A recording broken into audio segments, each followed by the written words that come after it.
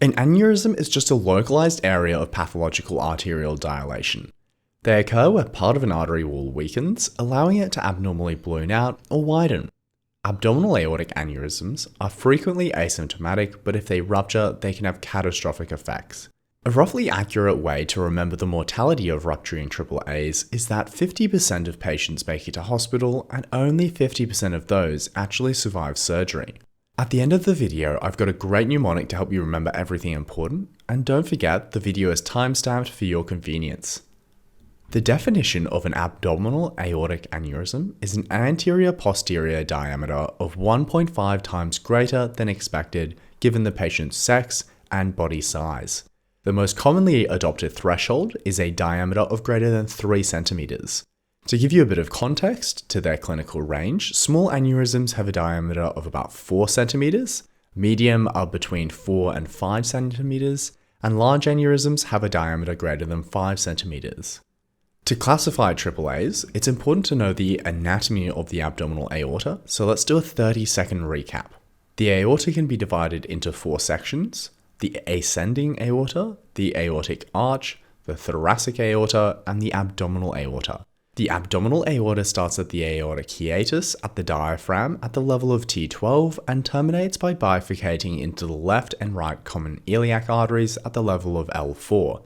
It has 3 main single unpaired branches: the celiac trunk, the superior mesenteric artery, and the inferior mesenteric artery. It also has a number of paired branches, including the inferior phrenic, suprarenal, renal, gonadal, and lumbar arteries.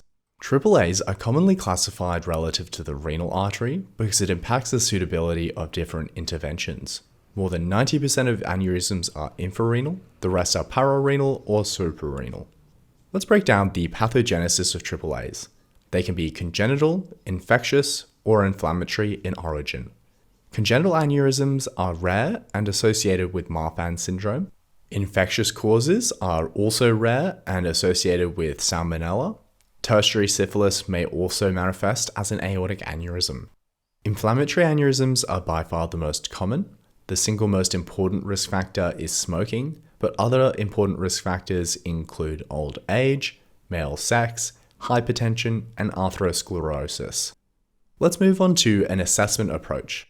The clinical presentation of AAAs varies significantly from asymptomatic, symptomatic but not ruptured, or ruptured. Most patients are asymptomatic.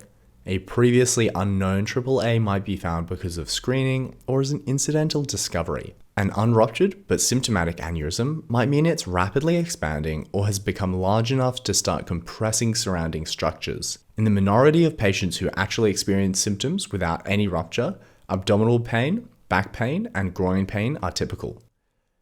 A rupturing AAA classically presents acutely with the triad of severe abdominal pain, hypotension, and a pulsatile abdominal mass. This occurs in 50% of patients. However, there can be variable symptoms and time courses, like a week of non-specific back pain, which can mimic the presentation of something like renal colic. Your approach to an investigation obviously depends if the patient is asymptomatic or has a suspected rupture. Abdominal ultrasonography can be used for the surveillance of asymptomatic AAAs and detect growth. A contrast-enhanced CT angiography should also be performed. They can assess the extent and anatomy of disease and assist with operative planning. MRIs may also be used as an alternative. Guidelines differ in their recommendations for initial diagnostic imaging for suspected ruptured or symptomatic AAAs. The UK NICE guidelines recommend bedside aortic ultrasound as first line. However, a CTA is widely recommended after for the definitive imaging, given the patient doesn't have any gross signs of hemodynamic instability. The management of asymptomatic AAAs is based off a patient-centered discussion on the risk of rupture compared to the expected impact of intervention.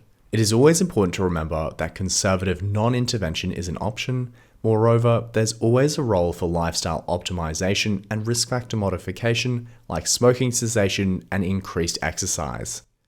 In general, surgical intervention is usually indicated if the aneurysm is greater than 5.5 centimeters, is growing rapidly by more than 1 centimeter a year, or is saccular in shape. There are 2 main types of AAA repairs: open surgical repair, and endovascular aneurysm repair, also known as EVAR. Open repair involves replacing the affected area with a prosthetic graft, which usually is through a midline abdominal incision, while an EVAR is a minimally invasive approach which involves the placement of a graft that's delivered via the iliac or femoral arteries and then released into the abdominal aorta. Let's compare the two. The mortality related to each procedure is 4% in open repair and 2% in EVAR.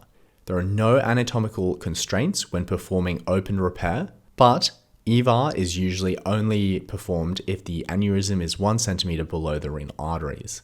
The hospital stay for an open repair is usually 1 to 2 weeks, while an EVAR usually only needs 1 to 2 days. Follow-up is less frequent for open repairs, but frequent CTs or ultrasounds are important post-op for EVARs. Among other things, monitoring for endoleaks is important. This is a specific complication of endovascular repair when blood finds a way around the grafted stent and into the aneurysm. To remember some of the most important things about AAAs, remember they have 3 3s and 2 2s. Aneurysms are usually defined by an AP diameter greater than 3 centimeters. They have 3 causes: infective, congenital, and inflammatory.